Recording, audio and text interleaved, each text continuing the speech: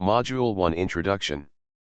I will now begin Module 1, HR Analytics.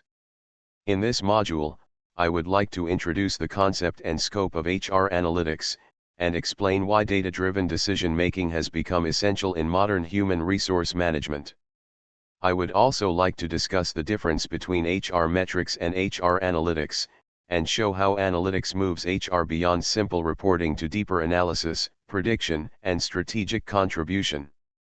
Further, I will cover the ethical considerations in HR analytics, including data privacy, algorithmic bias, and the responsible use of employee data.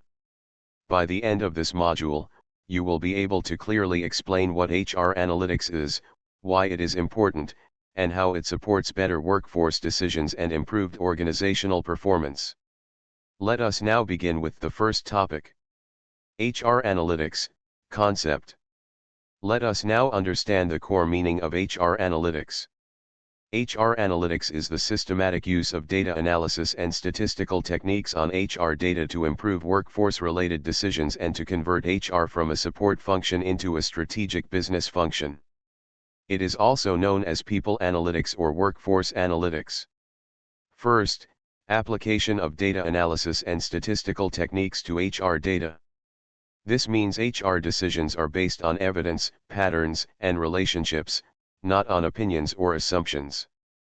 For example, a company analyzes attendance records, overtime hours, and error reports, and discovers that fatigue, not carelessness, is the main reason for workplace accidents.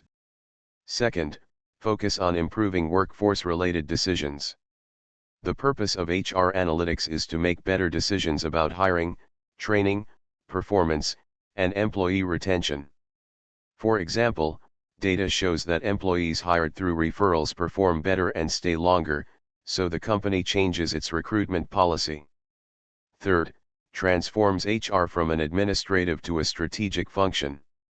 HR moves beyond record-keeping and payroll to influencing productivity, cost control, service quality, and business growth. For example, workforce analytics links high employee turnover to delayed customer deliveries, so HR becomes actively involved in operational planning. Fourth, also known as people analytics or workforce analytics. These are different names, but the aim is the same: evidence-based people management. In one simple line, you can remember this as: HR analytics means using people data scientifically to improve decisions and directly impact business performance. And a strong thought to remember is: without analytics, HR reports the past. With analytics, HR designs the future. Evolution of HR analytics. The evolution of HR analytics shows how HR has moved from record keeping to value creation. Let me now explain this evolution in 4 important stages. First, personnel administration. At this stage, HR mainly focused on operational and compliance activities. The role of HR was limited to maintaining employee records and ensuring smooth routine functioning. Typical activities included payroll processing, attendance tracking, leave administration, and statutory compliance. For example, HR offices maintained physical employee files, salary registers, and manual attendance sheets. At this stage, we can say HR was a maintenance department. Second, HR metrics. Here, HR began measuring and reporting numerical indicators related to workforce activities. Common metrics included employee turnover, absenteeism rate, cost per hire, and training cost per employee. For example, organizations used monthly HR dashboards showing attrition percentage, average hiring time, and training expenditure. At this stage, HR became a reporting function. Third, HR analytics. In this stage, HR moved beyond numbers and started asking deeper questions such as why trends occur and what might happen next. Diagnostic and predictive analysis were introduced. The focus shifted to understanding why high performers leave, what predicts absenteeism, and which factors drive performance. For example, organizations analyzed engagement data, manager behavior, and workload to identify predictors of resignations. Here, HR became a problem-solving function. Fourth, strategic workforce analytics. At this most advanced stage, HR analytics became fully integrated with business strategy. The focus moved towards future workforce capability and organizational performance. Typical areas included future skill forecasting, workforce restructuring, succession planning, leadership pipelines, and productivity improvement. For example, organizations used market expansion plans and automation data to predict future skill gaps and redesign hiring and training strategies. At this stage, HR became a strategic architect. To conclude in one line, HR evolved from managing people records, to measuring people data, to analyzing people behavior, and finally to designing the future workforce. This image visually represents the evolution of HR analytics as a progressive journey. It starts with personnel administration, shown as the first stage, where HR focused mainly on record keeping, payroll, attendance, and compliance. The next stage is HR metrics, where HR moved to measuring workforce indicators such as attrition, absenteeism, and cost per hire. The third stage is HR analytics, which reflects the shift from reporting numbers to analyzing causes and predicting workforce trends. The final stage, strategic workforce analytics, shows the most advanced level, where HR analytics is integrated with business strategy to forecast skills, plan future workforce needs, and drive organizational performance. Overall, the roadmap illustrates HR's transformation from an administrative support function into a strategic, analytics-driven business partner. Scope of HR analytics. The scope of HR analytics spans the full employee life cycle and all strategic HR functions. In simple terms, HR analytics supports almost every major people-related decision in an organization. Let me explain the key areas where HR analytics is applied. First, recruitment and selection. Here, analytics is used to optimize sourcing, predict job success, and reduce hiring time and cost. For example, a company may analyze 5 years of hiring data and discover that referral and campus hires perform better and stay longer than portal hires. Based on this, the recruitment strategy is redesigned. This means hiring shifts from guesswork to probability. Second, training and development. In this area, analytics helps identify skill gaps and evaluate whether training programs are actually improving performance. For example, a bank may link compliance training records with audit errors and find that trained employees commit fewer violations. As a result, budgets are reallocated to high-impact programs. Here, training becomes an investment, not an expense. Third, performance management. Analytics is used to study performance data in order to identify high-potential employees, productivity drivers, and leadership capability.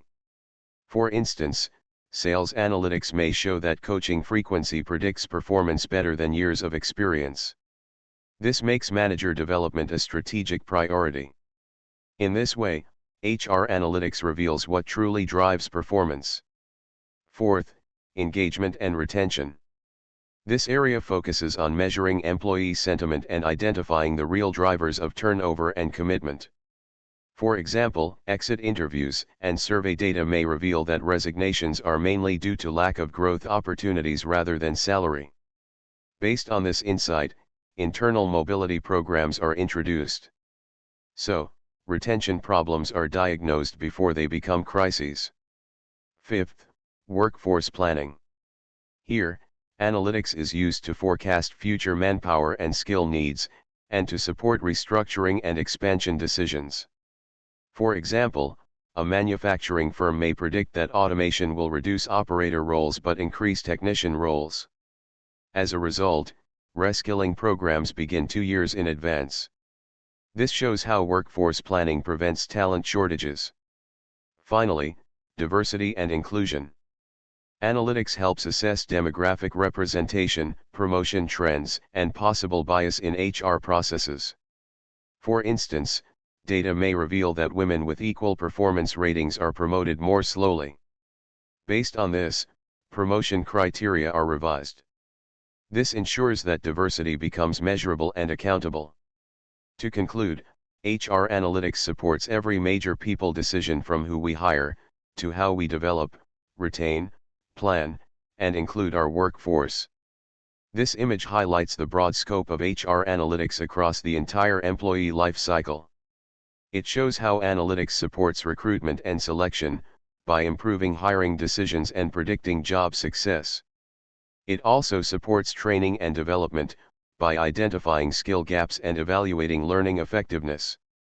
In performance management, HR analytics helps identify high potential employees, predict future success, and improve productivity. The scope further includes engagement and retention, where analytics measures employee sentiment and identifies drivers of turnover. It extends to workforce planning, enabling organizations to forecast manpower needs and prepare for change. Overall, this diagram shows that HR analytics is not limited to one HR function, but influences every major people decision in the organization. HR analytics, core principles. In this slide, I will explain the core principles of HR analytics. These principles help us understand what makes HR analytics different from traditional HR reporting. First, data-driven insights. HR analytics relies on the systematic use of data and statistical methods to understand what is really happening in the workforce, instead of depending on assumptions or personal opinions. For example, management may believe that young employees are careless. But when HR analyzes accident records along with training data, it may find that accidents are actually higher among employees without safety certification, irrespective of age. This shows that bias says one thing, but data proves another. Second, predictive capabilities. HR analytics goes beyond past reports and uses patterns to forecast future people outcomes such as attrition, absenteeism, or performance decline. For instance, an IT firm may build a predictive model using overtime hours, appraisal trends, and engagement scores. This model can predict which employees are likely to resign in the next 6 months. HR can then intervene through career planning and manager coaching. So, HR analytics works like a weather forecast for people risks. Third, strategic contribution. HR analytics links people data with business outcomes, positioning HR as a strategic decision partner rather than just an administrative department. For example, a hospital may use workforce analytics to forecast patient inflow and align nurse staffing accordingly. This leads to shorter waiting times, reduced burnout, and improved service quality. This is where HR speaks in business numbers and enters strategic decision-making. Finally, performance improvement. HR analytics is ultimately aimed at measurable improvement in productivity, quality, engagement, and retention. For example, a manufacturing firm may study training history, machine error data, and performance records and find that certified multi-skilled workers deliver higher output with fewer defects. HR then redesigns training and deployment. The results are higher productivity, lower rejection rates, and improved team performance. Here, HR analytics converts people data into performance gains. To conclude, HR analytics helps organizations understand what is happening, predict what will happen, align people decisions with business goals, and continuously improve workforce performance. Core Principles Diagram. This diagram explains the core principles of HR analytics, which form the foundation of modern, data-driven human resource management. At the center, we see the core idea that HR analytics is not just about reports, but about using data intelligently to support people-related decisions. The first principle is data-driven insights. This means HR decisions are based on facts and patterns from workforce data such as performance, engagement, and turnover, rather than assumptions. The second principle is predictive capabilities. Here, analytics goes beyond the past and helps organizations forecast outcomes like attrition risks, skill gaps, and future performance trends, enabling preventive action.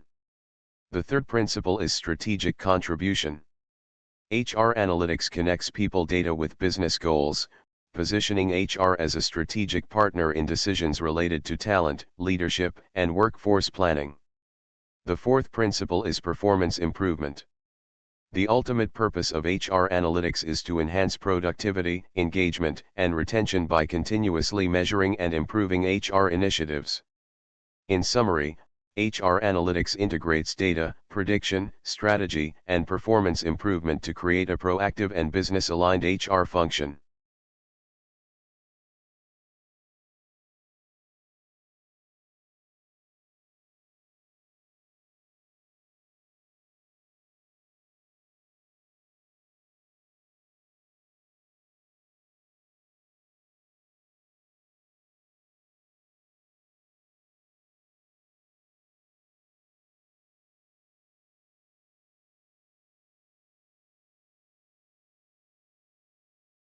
Why HR analytics is important.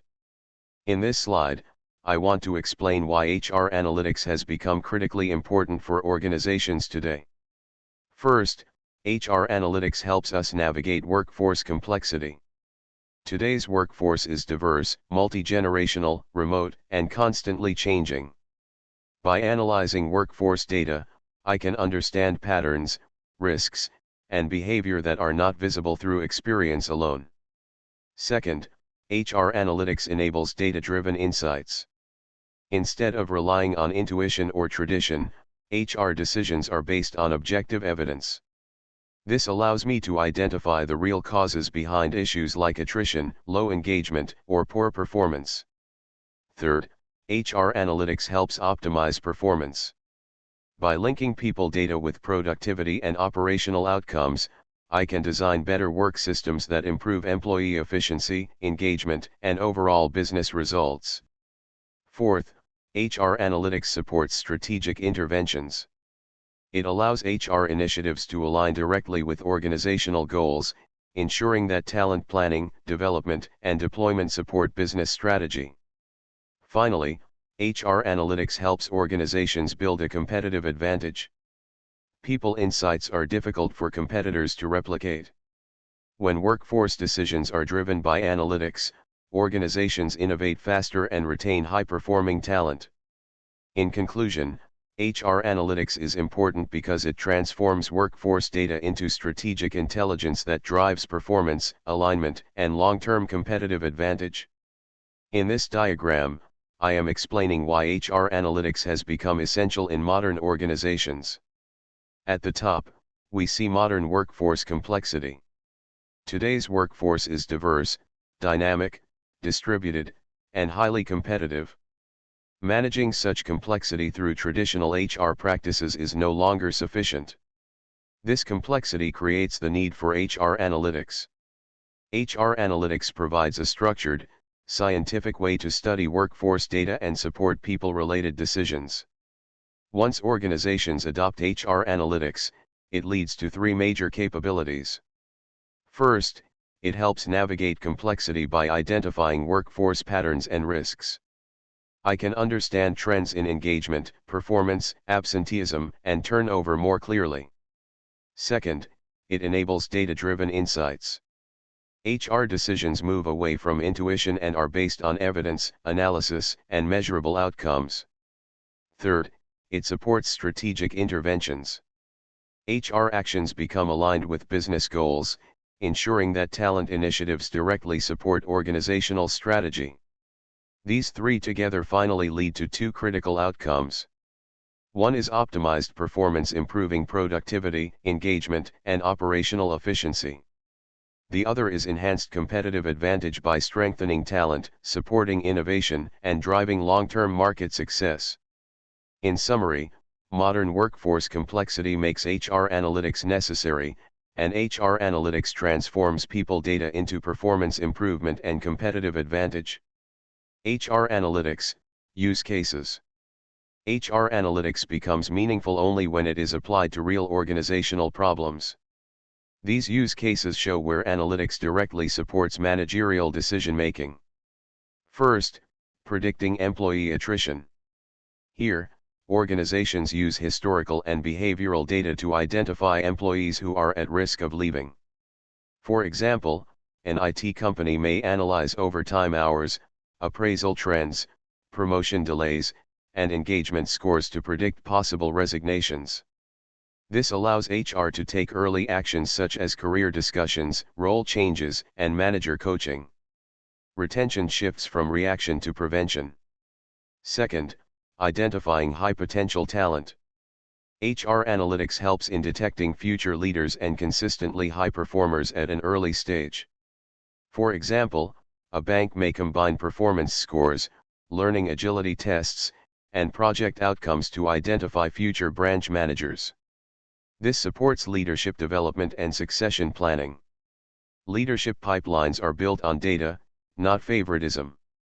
Third, optimizing recruitment channels. Analytics evaluates which hiring sources produce better employees at lower cost. For instance, analysis may show that campus hires stay longer, while consultants deliver faster but more expensive hires. Based on this, organizations design a balanced recruitment strategy. Not all hiring sources create equal employees. Fourth, measuring training return on investment. Here, HR links training programs with performance, productivity, and business outcomes. For example, a manufacturing firm may correlate technical training with machine downtime and defect rates, and then scale only high-impact programs. Training survives when it proves value. Finally, productivity and manpower planning. Analytics is used to forecast future workforce needs and optimize deployment. For example, a retail chain may link expansion plans with sales per employee data to predict staffing requirements, enabling phased hiring and reskilling. Workforce planning becomes proactive, not emergency hiring.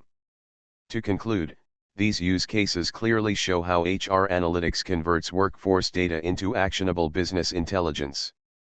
This diagram highlights some of the most important practical use cases of HR analytics in organizations. It shows how analytics is applied to predict employee attrition, identify high-potential talent, optimize recruitment channels, measure training return on investment, and support productivity and manpower planning. Together, these use cases explain how HR analytics supports better hiring, stronger leadership pipelines, smarter training investments, improved retention, and proactive workforce planning. Overall, this image summarizes how HR analytics transforms workforce data into actionable insights that directly improve business outcomes. HR metrics, what is happening? Now let us understand the idea of HR metrics. HR metrics answer one very important question: what is happening in our workforce? They are quantifiable indicators that help organizations clearly track, measure, and report people-related activities and performance. In simple terms, HR metrics convert everyday HR activities into numbers. These numbers help HR and management see the current situation of the workforce in a clear and objective way. First, HR metrics have a descriptive focus. This means they describe what has already happened and what is currently happening. They report facts, not opinions. For example, the attrition rate, absenteeism rate, average time to hire, or training cost per employee. These metrics give us an accurate picture of workforce reality. Second, HR metrics are past-oriented. They analyze historical data to understand outcomes that have already occurred. For instance, last year's turnover, last quarter's recruitment costs, or last month's absenteeism trends. HR metrics do not predict the future, they document the past and present. Third, HR metrics support operational control. They help managers handle day-to-day HR operations. For example, monitoring overtime levels, tracking attendance, reviewing hiring volumes, or controlling training expenses. HR metrics ensure that HR processes are running efficiently and within targets. Now, let us look at the types of questions HR metrics answer. They help us answer questions like: what happened in our workforce? How many employees were affected? How much did specific HR activities cost? When did key events occur? These questions are factual and measurement-based. They focus on what, how many, how much, and when. Finally, coming to the strategic purpose of HR metrics. HR metrics provide a clear snapshot of organizational health. They enable leaders to monitor trends, evaluate HR effectiveness, and support workforce planning with concrete evidence. Without HR metrics, organizations would operate blindly, relying only on assumptions. To summarize the slide in one line, HR metrics tell us what is happening in the workforce by systematically measuring and reporting people-related data. Key examples of HR metrics and real-world impact. Now let us look at some key examples of HR metrics and understand their real-world impact. First, attrition rate. Attrition rate measures employee turnover as a percentage of the total workforce. It tracks both voluntary exits, such as resignations, and involuntary exits, such as terminations. This metric helps organizations identify retention problems and workforce instability. For example, if last year's attrition was 18%, it signals a serious need to review engagement, leadership practices, and career growth opportunities. Second, absenteeism rate. Absenteeism rate monitors how frequently employees are absent and identifies attendance patterns.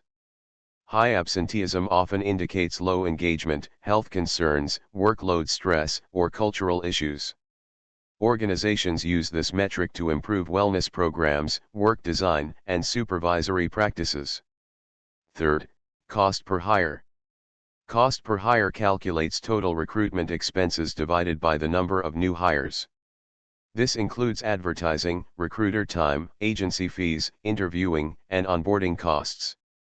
This metric helps organizations control hiring budgets and evaluate the efficiency of recruitment channels. Fourth, training investment.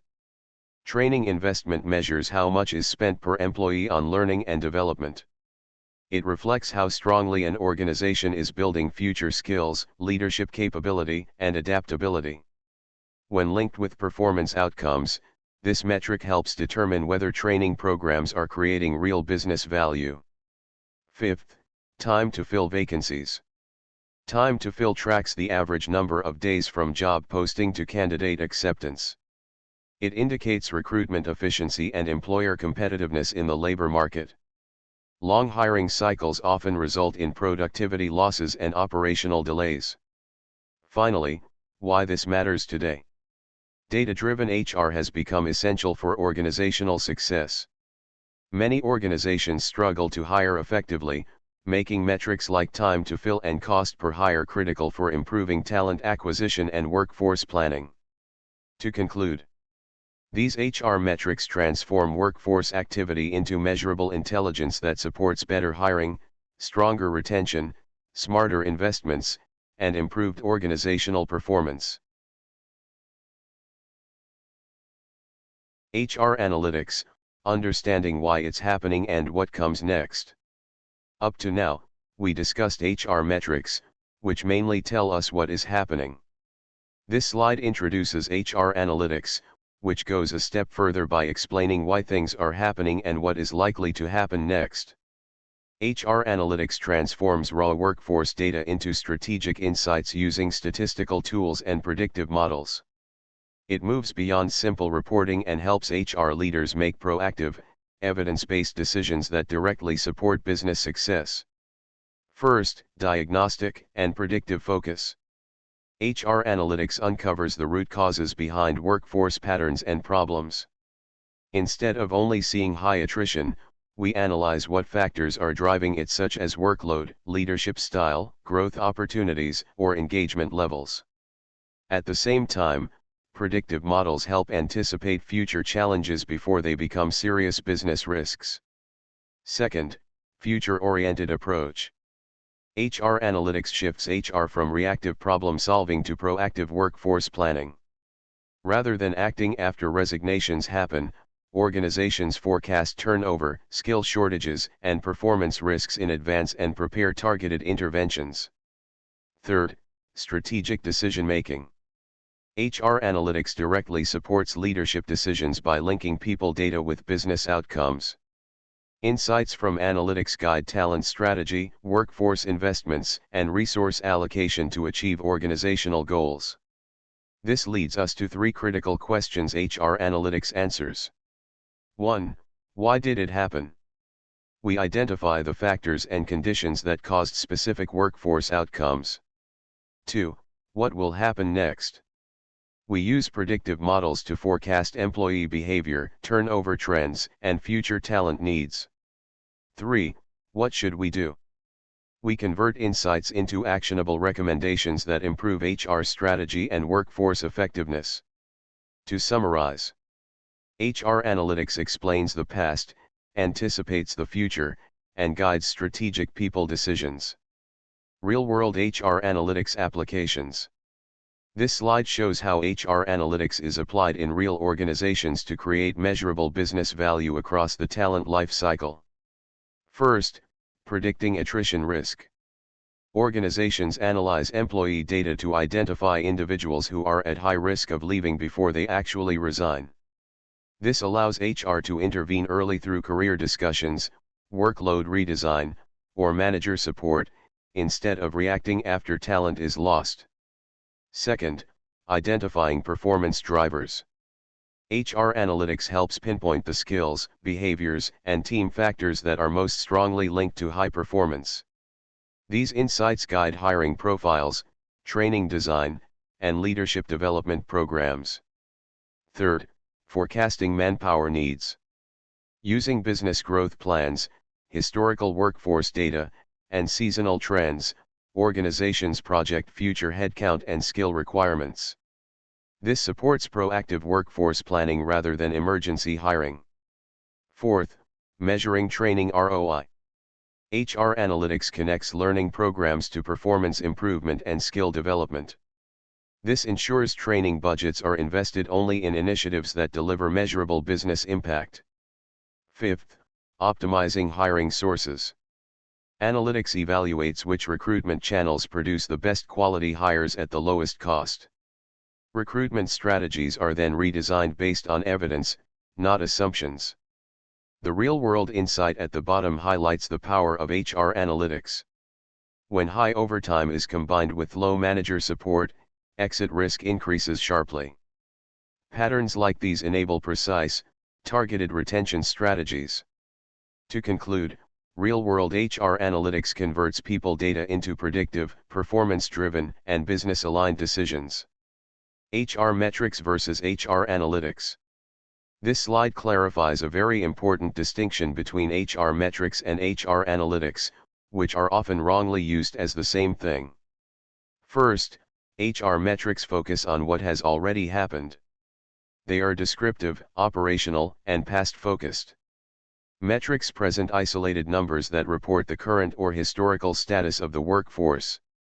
Typical HR metrics include attrition rate, absenteeism rate, cost per hire, training cost per employee, and time to fill vacancies.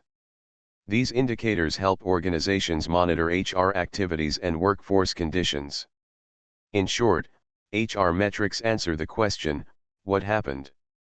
Now, HR analytics goes several steps further. It is diagnostic, predictive, integrated, strategic, and future-oriented. HR analytics connects multiple data sources and applies statistical methods to understand relationships, explain causes, and forecast outcomes. Examples include predicting attrition risk, identifying performance drivers, forecasting manpower needs, measuring training ROI, and optimizing hiring sources. In short, HR analytics answers, why did it happen, what will happen next, and what should we do? So the key takeaway is this. HR metrics measure. HR analytics explains, predicts, and improves. Metrics tell us the score. Analytics tells us how to win. Data privacy and confidentiality. In HR analytics, data privacy and confidentiality are not optional. They are the foundation of employee trust. Organizations today collect large volumes of sensitive employee data. This data must be collected, stored, and used responsibly, following strict confidentiality and security protocols. Privacy is not just a legal requirement, it directly affects employee confidence, morale, and organizational reputation. There are three major concerns in this area. First, personal information misuse and unauthorized access. If employee data is accessed by the wrong people, it can lead to discrimination, identity misuse, and serious legal consequences. Second, excessive surveillance. When organizations monitor emails, keystrokes, or physical movements without transparency, it creates fear, stress, and a toxic work environment. Third, data breaches. Cyber attacks or weak systems can expose highly sensitive employee information, damaging both employees and the organization. To address these risks, strong ethical practices are required. First, informed consent. Employees must clearly know what data is collected, why it is collected, and how it will be used. Second, limited access. Only authorized personnel should be allowed to view or analyze employee data. Third, secure systems. Organizations must implement robust cybersecurity measures to protect HR data. Fourth, purpose-specific use. Employee data should only be used for the objectives communicated, not for hidden monitoring or unrelated decisions. A real-world example is tracking employee emails, keystrokes, or physical location without clear consent.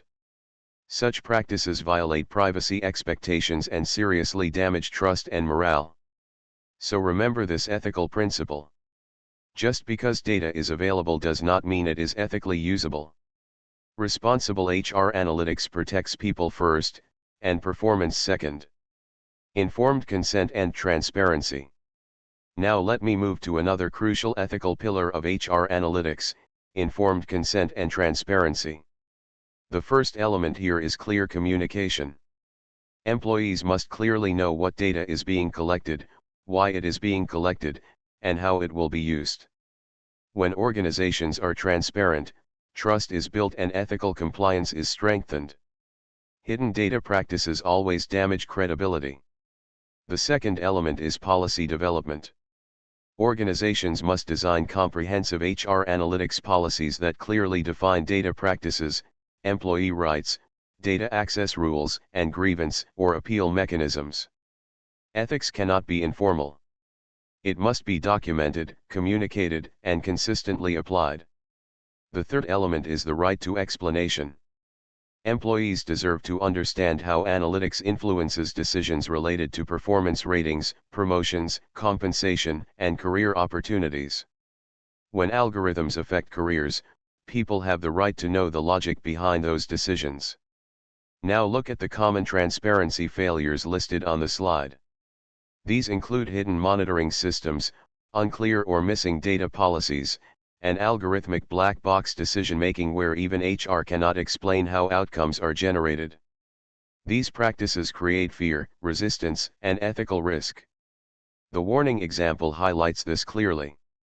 If engagement analytics are used in promotion decisions without telling employees, it leads to mistrust and serious ethical violations. So the core message I want you to remember is the line at the bottom. Ethical analytics is visible analytics. If employees cannot see it, understand it, or question it, then it is not ethical HR analytics. Bias, fairness and discrimination in HR analytics. Now let me address one of the most critical ethical risks in HR analytics, bias, fairness, and discrimination. Although analytics appears objective, algorithms can replicate and even amplify human bias if they are trained on biased historical data. When past decisions were unfair, the data carries that unfairness forward into automated systems. First, look at biased data input. Historical hiring, promotion, and appraisal data may already reflect discrimination based on gender, age, caste, disability, or background. If this data is used blindly, the system learns those patterns. Second is algorithm amplification. Machine learning models do not question bias. They learn relationships from data and often reinforce existing inequalities, making biased outcomes appear scientific. Third are discriminatory outcomes. This is where bias becomes real harm.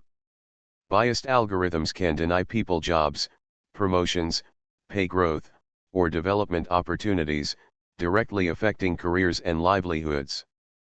That is why we must continuously monitor types of bias, such as gender and age bias in hiring, socioeconomic bias in screening, cultural and ethnic bias in performance ratings, and disability bias in capability assessments.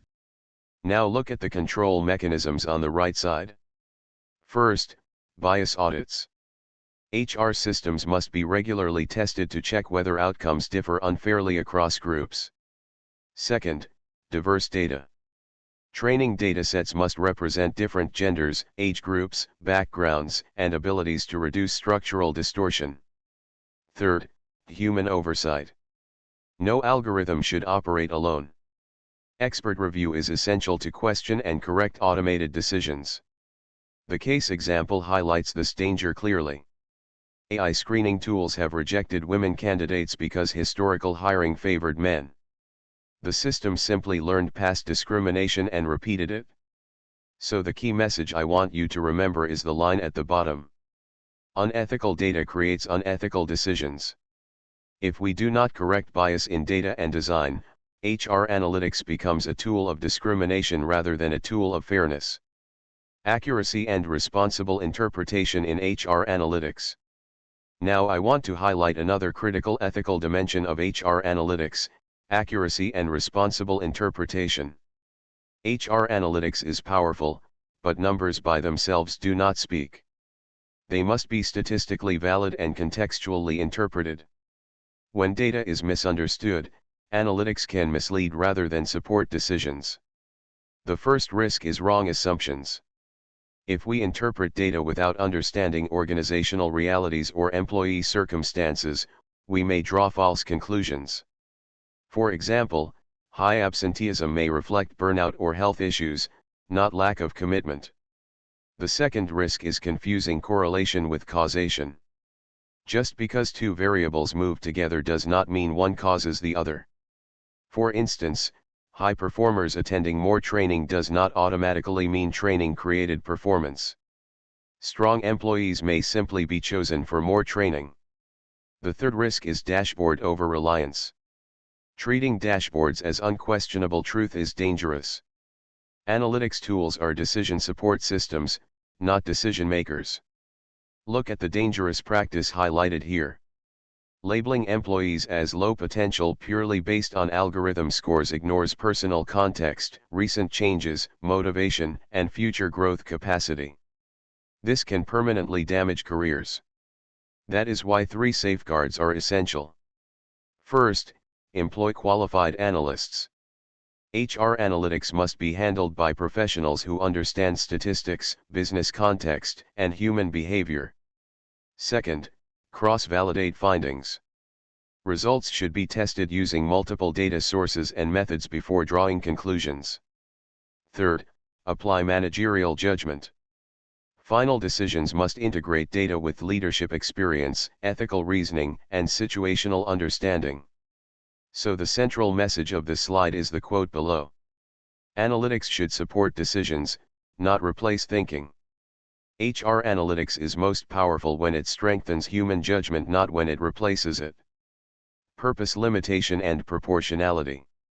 Now I want to focus on another very important ethical principle in HR analytics: purpose, limitation, and proportionality. This principle means 2 things. First, employee data should be used only for legitimate HR and organizational objectives. Second, organizations should collect and use only the minimum amount of data necessary to achieve those objectives. In other words, just because technology allows us to collect more data does not mean we should. Let me begin with ethical boundaries. There is a clear line between generating helpful workforce insights and creating an environment of invasive surveillance. HR analytics must respect employee dignity and must never create a culture of fear or constant monitoring. Now look at the warning signs. Ethical risks appear when data starts being used beyond its original purpose, when every activity is tracked, when managers begin micromanaging through dashboards, and when surveillance becomes normal. At this stage, analytics stops supporting employees and starts controlling them. That is why 3 safeguards are essential. First, job relevance. Only data that is directly connected to job performance and business needs should be collected. Second, minimal data use. Organizations must gather the least amount of information required to achieve a clearly defined purpose. Third, dignity protection. Analytics must preserve employee autonomy, psychological safety, and human dignity. The unethical example on this slide highlights the danger clearly. Using health data, personal habits, or continuous behavioral tracking to penalize employees crosses ethical boundaries and violates dignity. So the key message I want you to remember is the line at the bottom of this slide. HR analytics must enhance people, not control them. Ethical HR analytics empowers employees and organizations. Unethical analytics creates fear, mistrust, and resistance. Accountability and governance. Now I want to discuss another critical ethical pillar of HR analytics, accountability and governance. HR analytics does not operate in isolation. Organizations must clearly define who is responsible for analytics decisions and for the consequences of those decisions.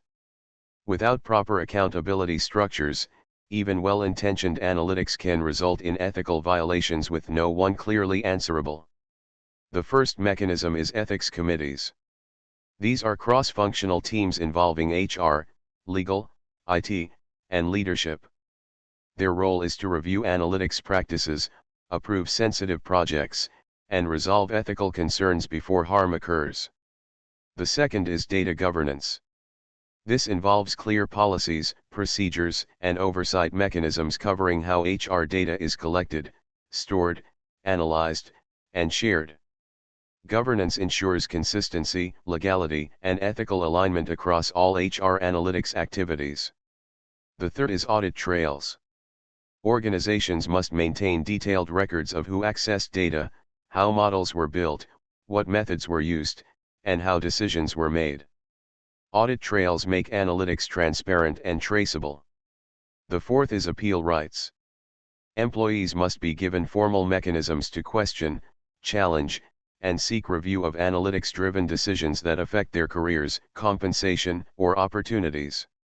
Now look at the key accountability challenges. These include algorithmic opacity, where decision logic is unclear, diffused responsibility, where no one owns mistakes, blind trust in tools, and limited employee recourse. If accountability is weak, analytics becomes dangerous. So the central message of this slide is very clear. Algorithms must be accountable to humans. Technology may support decisions, but responsibility must always remain with people. Key takeaways: building ethical HR analytics. Let me conclude this section with the key takeaways on building ethical HR analytics. Ethical HR analytics is not only about using advanced tools. It is about balancing innovation with responsibility. Organizations must design HR analytics systems that protect people while creating business value. The first foundation is privacy protection. I must ensure that employee data is collected and stored securely, used with informed consent, and protected through strict confidentiality protocols. Trust is the base of all people analytics. The second is transparency. Employees should clearly understand what data is collected, how it is used, and how analytics influences decisions. Ethical analytics is open analytics. The third is fairness and bias control. Organizations must conduct regular bias audits, use diverse and representative data sets, and apply human oversight to prevent discrimination. The fourth is accuracy and context. Analytics must be statistically valid, but numbers alone are not enough. I must combine data insights with managerial judgment and real workplace understanding. The fifth principle is purpose-driven use. Data should be collected only for legitimate HR and business objectives. Analytics must respect employee dignity and never cross into intrusive surveillance. The sixth is accountability mechanisms. There must be clear governance structures, ethics committees, audit trails, and employee appeal rights. Responsibility for analytics decisions must always rest with humans. So the central message I want you to remember is this. The future of HR analytics lies not only in technological advancement, but in our commitment to using these tools ethically, transparently, and in service of human flourishing.